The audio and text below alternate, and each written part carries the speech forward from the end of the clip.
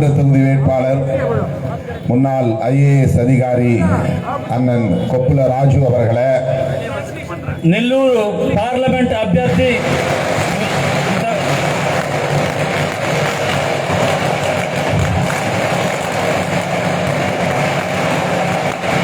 எனக்கு முன்னர் இங்கே உரையாற்றிய குஜராத் சட்டமன்ற உறுப்பினர் நண்பர் ஜிக்னேஷ் மேவானி அவர்களே, జిగ్నేష్ మేవాని గారికి, தமிழ்நாடு காங்கிரஸ் கமிட்டியின் தலைவர் அன்பு சகோதரர் செல்வ பெருந்தகை அவர்களே, తమిళనాడు కాంగ్రెస్ కమిటీ సెల్వం గారికి, தம்பி ரஞ்சன் அவர்களே రంజన్ గారికి, மற்றும் மேடையில் அமர்ந்திருக்கிற தலைவர் பெருமக்களே, మళ్ళీ వేదికను అలంకరించినటువంటి పెద్దలందరికీ, என்னுடன் வருகை தந்திருக்கிற ஆந்திர பிரதேச மாநில தலைவர் வித்யாசாகர் அவர்களே, నాతోటి వచ్చినటువంటి ఆంధ్రప్రదేశ్ VCK పార్టీ అధ్యక్షులు విద్యాసాగర్ గారికి,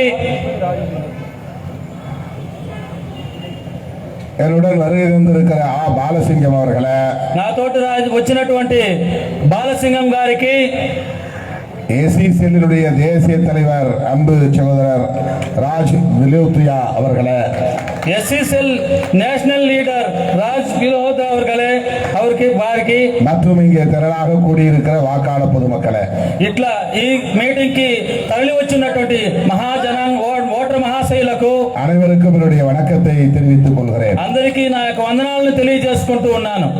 நம்முடைய கொப்புல ராஜு அவர்கள் உங்களுக்கு நன்கு அறிமுகமானவர். మన అభ్యర్థి కొప్పుల రాజు గారు మీకు బాగా పరిచయమైనటువంటి వ్యక్తి. அவரை இன்றைக்கு ஒரு பொது தொகுதியிலே காங்கிரஸ் கட்சி வேட்பாளராக நிறுத்தியிருப்பது பாராட்டுதலுக்குரியது. ఆయన్ని ఒక జనరల్ కాన్స్టిట్యూన్సీలో నిలబెట్టడమే కాంగ్రెస్ ని బాగా గొప్పగా పొగడాల్సినటువంటి విషయం. அதற்காகவே நாம் அன்னை சோனியா காந்தி அவர்களுக்கும் ராகுல் காந்தி அவர்களுக்கும் மல்லிகார்ஜுன் கார்கே அவர்களுக்கும் நம்முடைய நெஞ்சார்ந்த நன்றியையும் பாராட்டுதலையும் தெரிவிக்க கடமைப்பட்டிருக்கிறோம். అందును బట్టే తల్లి సోనియా గాంధీ గారికి, రాహుల్ గాంధీ గారికి, మల్లికార్జున్ ఖార్గే గారికి నేను కృతజ్ఞతలను తెలియజేసుకుంటూ ఉన్నాను. கொப்புல ராஜு அவர்கள் IAS அதிகாரியாக இருந்தபோது எத்தகைய பணிகளை ஆற்றினார் என்பதை நீங்கள் நன்கு அறிவீர்கள். కొప్పుల రాజు గారు IAS గా ఉన్నప్పుడు ఆయన ఎంతటి మంచి పనులు చేశారో మీరందరికీ తెలుసు. அவர் இந்திய அரசுக்கே வழிகாட்டக்கூடிய அளவுக்கு ஆற்றல் வாய்ந்தவர் என்பதை இங்கே ஜிக்னேஷ் மேவானி குறிப்பிட்டு சொன்னார். భారత ప్రభుత్వానికే ఆలోచన చేయగలిగినటువంటి మేధావి అనే విషయాన్ని ఇక్కడ జిగ్నేష్ మేవాని గారు చెప్పారు. தன்னுடைய IAS பதவியை ராஜினாமா செய்துவிட்டு காங்கிரஸ் கட்சியில் இணைந்து ராகுல் காந்தி அவர்களுக்கு துணையாக இன்றைக்கு பணியாற்றி வருகிறார். ఆయన IAS పదవిని రాజీనామా చేసి మన రాహుల్ గాంధీ గారికి తోడుగా ఈ యొక్క రాజకీయంలో నడుస్తూ ఉన్నారు. ராகுல் காந்திக்கு இன்றைக்கு உற்ற துணையாக இருக்கிற கொப்புல ராஜு அவர்கள் நாடாளுமன்ற உறுப்பினராக வெற்றி பெற்றால் நாளைக்கு ஆட்சியிலே அவர் அமைச்சராவது உறுதி. రాహుల్ గాంధీ గారికి కుడిపుజంగా ఉన్నటువంటి కొప్పుల రాజు గారు ఈ కాన్స్టిట్యూన్సీ లో గెలుపొంది పార్లమెంట్ కి వెళ్తే దాని యొక్క ఫలితం చాలా గొప్పగా ఉంటుంది. ஆகவே நெல்லூர் நாடாளுமன்ற தொகுதி மக்கள் ஒரு அமைச்சரை பெறுவார்கள் என்பதை மகிழ்ச்சியோடு தெரிவித்துக் கொள்ள கடமைப்பட்டிருக்கிறேன். దానివల్ల నెల్లూరు పార్లమెంట్ సభ్యులు ఓటర్ మహాశయులు మీరు ఒక మంత్రిని చేయాల్సిందిగా కోరుచున్నాం మీ ఓట్లతో. அந்த அளவுக்கு சோனியா காந்தி அம்மையாரிடமும் ராகுல் காந்தி அவர்களிடமும் நல்ல நம்பிக்கையை பெற்றிருக்கிறார். ఆయనకి రాజీవ్ గాంధీ గారి సోనియా గారితోనూ అంతటి సఖ్యత ఉందని మీకు తెలియజేసుకుంటున్నాను. இன்றைக்கு தேசிய தலைவராக இருக்கிற மல்லிகார்ஜுன் கார்கே அவர்களுடைய நம்பிக்கைக்கும் உரியவராக வளர்ந்திருக்கிறார். ఈ రోజు నేషనల్ లీడర్ అయినటువంటి మల్లికార్జున్ ఖార్గే గారికి కూడా ఆయన నమ్మకస్తులుగా ఉన్నారు. இன்றைக்கு தமிழ்நாட்டில் செல்வ பெருந்தகை போன்றவர்கள் தலைவராவதற்கு கொப்புல ராஜு போன்றவர்களும் முக்கியமாக இக்காரணியாக இருந்திருக்கிறார்கள் என்பதை மகிழ்ச்சியோடு சொல்ல கடமை. ఈ రోజు తమిళనాడులో సెల్వంతులు అయినటువంటి వాళ్ళందరూ కాంగ్రెస్ లీడర్లుగా ఎదగడానికి కొప్పుల రాజు గారి యొక్క సహకారం కూడా ఉందని మీకు నేను తెలియజేసుకుంటూ ఉన్నాను. காங்கிரஸ் கட்சியிலே இன்றைக்கு தலித்துகளும் பழங்குடி மக்களும் உரிய அதிகாரத்திற்கு வர முடியும் என்பதற்கான வழியை ஏற்படுத்தியதில் கொப்புல ராஜு அவர்களுக்கும் ஒரு பங்கு உண்டு. ఈ కాంగ్రెస్ పార్టీలో దళితులు, ఎస్టీలు, బీసీలు అందరూ కూడా అధికారంలోకి రావాలి అనేటువంటి విషయంలో ఆయన యొక్క బాధ్యత కూడా, ఆయన యొక్క శ్రమ కూడా ఉందని నేను భావిస్తూ ఉన్నాను. ஆந்திர பிரதேசத்தில் 25 வேட்பாளர்களில் கொப்புல ராஜு அவர்கள் தலை சிறந்த ஒரு வேட்பாளராக நம்பர் 1 வேட்பாளராக இருக்கிறார் என்பதை நான் பெருமையோடு சொல்ல கடமைப்பட்டிருக்கிறேன். ఆంధ్రప్రదేశ్ లో 25 మంది అభ్యర్థులలో ఈయన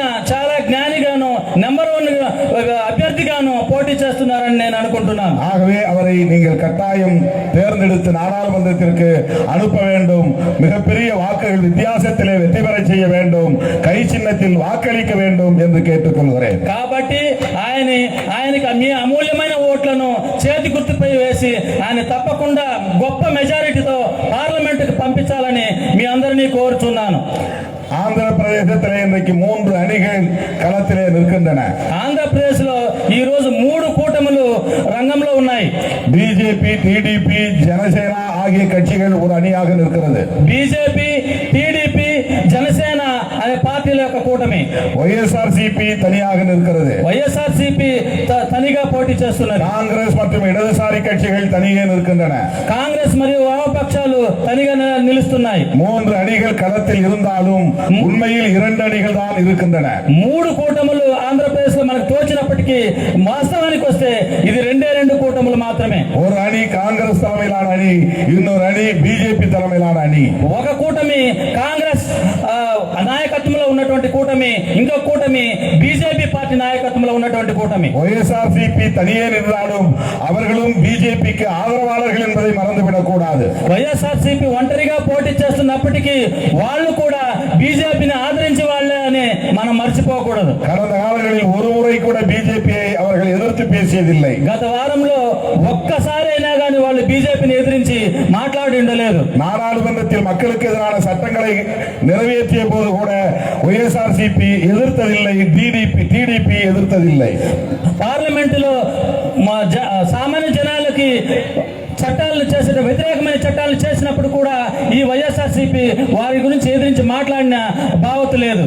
వైఎస్ఆర్సీపీకి ఓటు పోட்டாலும் அது பிஜேபிக்கு ஓட்டு போட்டதாகத்தான் பொருள். இதை மறந்துவிடக் கூடாது. అలాంటప్పుడు మనం వైఎస్ఆర్సీపీకి ఓటు వేస్తే కూడా ఆ ఓటు బీజేపీకి మాత్రమే లాభాన్ని చేకూరుస్తూ ఉంది. వైఎస్ఆర్సీపీలో எவ்வளவு பேர் வெற்றி பெற்றாலும் அவ்வளவு பேரும் பாரதிய ஜனதாவை ஆதரிப்பார்கள். அதை மறந்துவிடக் கூடாது. వైఎస్ఆర్సీపీలో ఎంతమంది గెలిచినా కానీ వాళ్ళందరూ కూడా బీజేపీనే మద్దతు ఇస్తారు.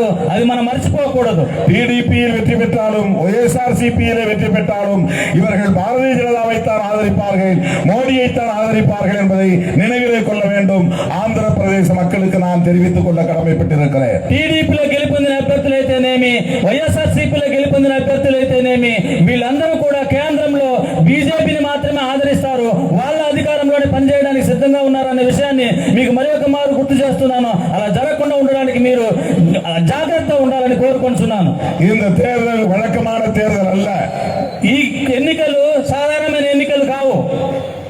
இது மோடியை மீண்டும் பிரதமராக்க கூடாது, பாரதிய ஜனதாவை ஆட்சிக்கு வரவிடக் கூடாது என்று தடுப்பதற்காக நாம் முன்னெடுத்திருக்கிற ஒரு மாபெரும் மக்கள் யுத்தம்.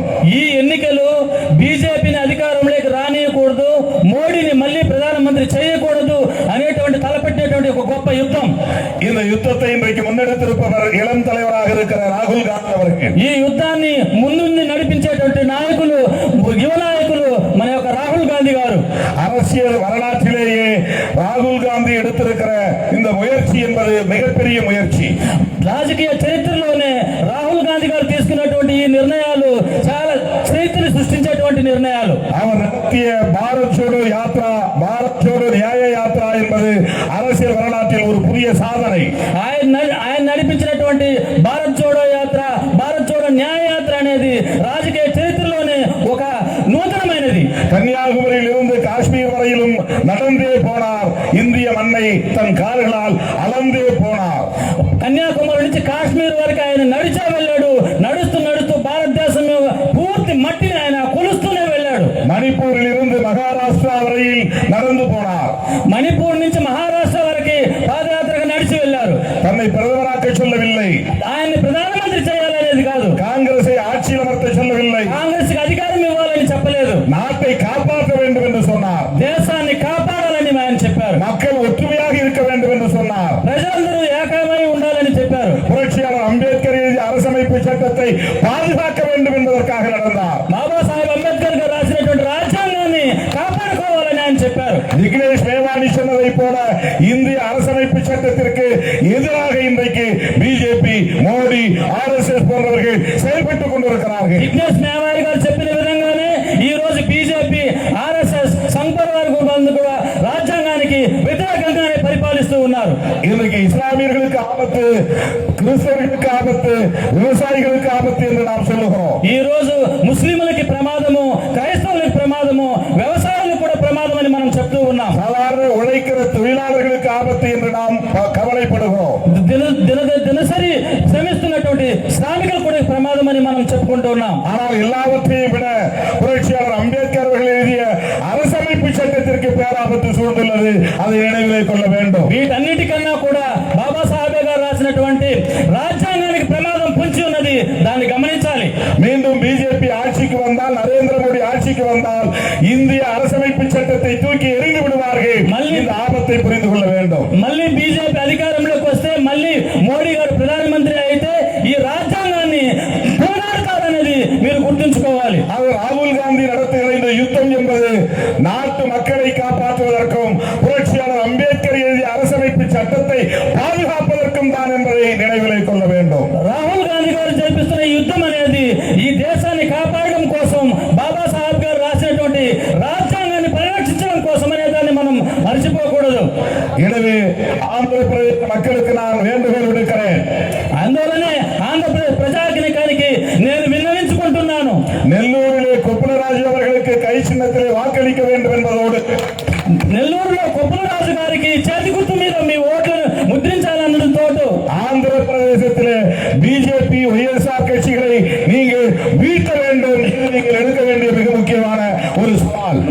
ఆంధ్రప్రదేశ్ లో బీజేపీ కూటమిలో ఉన్న ప్రతి పార్టీలను కూడా మీరు ఘోరంగా ఓడించాలని, ఆ సవాల్ మీరు తీసుకోవాలని నేను చెప్తున్నాను. மீண்டும் ஆந்திர பிரதேசத்தில் காங்கிரஸ் கட்சி வலிமை பெற வேண்டியது அவசியமாக இருக்கிறது. మళ్ళీ కాంగ్రెస్ పార్టీ ఆంధ్రప్రదేశ్ లో బలం పుంజుకోవాలని నేను కోరుకుంటున్నాం. அதற்கு சான்றாக கொப்புலராஜு அவர்களுக்கு கை சின்னத்திலே வாக்களியுங்கள், வாக்களியுங்கள் என்று நான் கேட்டுக்கொள்கிறேன். అందుకోసమే కొప్పులరాజు గారికి చేతి గుర్తు మీద మీ అమూల్యమైన ఓట్లను ముద్రించండి, ముద్రించండి అని మిమ్మల్ని వేడుకుంటున్నాను. அதற்காகவே நான் தமிழ்நாட்டிலிருந்து நெல்லூருக்கு ஓடோடி வந்திருக்கிறேன்.